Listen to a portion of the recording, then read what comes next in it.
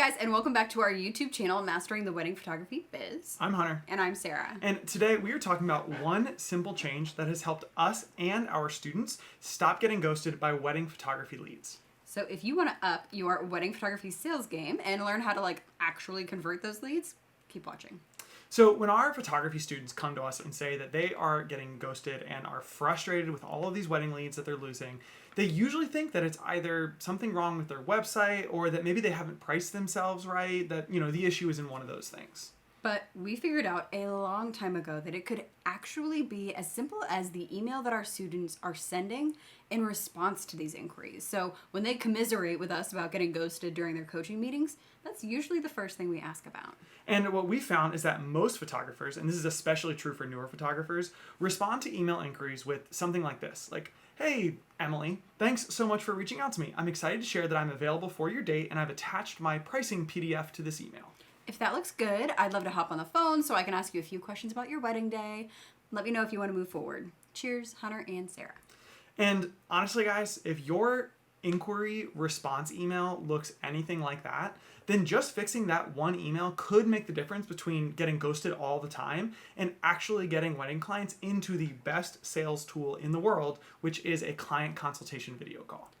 And just like many of you have probably done, we purchased some email templates when we were first getting started in our business. But what we found was that, the one size fits all email just didn't sound like us. So we sort of started with that, but we tweaked it, we saw what got better responses, we added things we thought might be helpful and removed things that we thought were maybe unnecessary or confusing. And every time we did that, we reevaluated, and we just kept trying new things with this inquiry response. And in the end, we landed on 8 small pieces that we believe are just like the essential components of a response to a new wedding lead. Now, if 8 sounds like a lot, don't worry. We are not sending books to our clients. It's a pretty short email. It's around 250 words at its longest, which is what, according to Google, the average adult can read in 60 seconds. If you saw our video from a couple weeks ago, which is here, by the way, we shared about our student Bree. Her emails used to look just like the kind we mentioned a moment ago, and she hadn't converted a lead into a booked wedding in months. And she was super frustrated and down about that. And so we shared with her our email template, or I guess, sort of the way that we run or we send those emails. And after she began using that inquiry response that we taught her, she got 2/3 of her new leads in the following month into consultation video calls and booked half of the couples that she met with. The best part is that when she watched that video a couple of weeks ago, she commented on it in our private Facebook community and said that in the 6 months since we taught her those methods, her conversion rate was closer to 90%. So it sounds like it's time to raise her prices. And if you want to know, by the way, what those 8 pieces of an effective email inquiry response are, then be sure to hang around until the very end of this video. Now, we are actually going to start with the 6th piece of every good email response because we just think it's the most important, the call to action. Now, something that is really, really important to keep in mind when it comes to sales is that the goal of any interaction you have with a prospective client should be to give them what they need in order to get them to take the next step. So if they're inquiring with you on your website, then the goal should be to qualify them and then get them into the next step, which is the video call. Then the goal of the video call is to get them to book with you. But the only way your clients could know what the next step is if you tell them.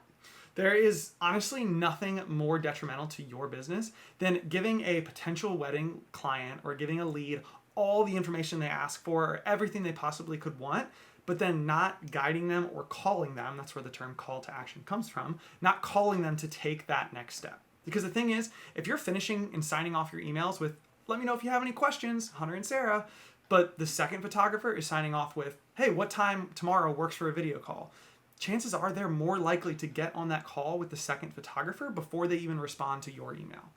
And oftentimes, whoever is the first person to meet with a client typically gets the job. Even if you have the best sales presentation in the world, which we're going to talk about more at the end of this video, if you're dragging your feet on meeting with those clients, then you may as well just lose that wedding to someone who charges more than you for work that is not as good as yours. Guys, don't ever forget that no matter how many weddings you photographed, you have almost certainly been a part of more weddings than your clients have. And so what might feel pushy and sort of strange to you could be incredibly helpful guidance for them. They're probably feeling a bit lost, overwhelmed, just like confused with the entire wedding planning process. So when you look at it from that perspective, that call to action could not only help you book more weddings, but also be a service to your clients in guiding them to where they need to go. Now, if you are just dying to hear the other 7 pieces of our inquiry response formula, then we have got some great news for you. This coming Tuesday, September 26th, we are hosting a workshop for photographers that's all about the sales process. In fact, our exact formula for getting interested clients into a video call sales presentation is only the first 20 minutes of what will probably end up being a 2+ hour workshop. And to be honest, guys, the cost of the entire workshop would be worth it if all we did was give you that formula. But that's only the start of it. Even more importantly than getting them into the video call is we're going to teach you exactly what to do once you've actually got those interested clients in front of you.